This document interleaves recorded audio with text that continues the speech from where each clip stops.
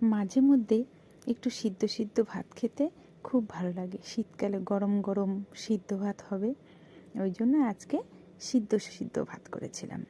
ডাল সিদ্ধ দিয়েছি, সিম সিদ্ধ দিয়েছি, আলু সিদ্ধ দিয়েছি।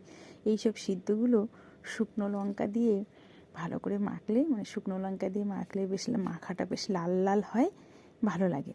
ওই জন্য শুকনো লঙ্কা ভেজে নিয়েছিলাম, ভেজে নুন দিয়ে গুঁড়ো করে নিয়েছিলাম। এবার এক এক করে সব সিদ্ধগুলো মাখলাম। সবার প্রথমে ডালটা মেখে নিয়েছিলাম নুন দিয়ে, তেল দিয়ে আর শুকনো লঙ্কা ভাজা গুঁড়ো দিয়ে। উফ, সেই টেস্ট।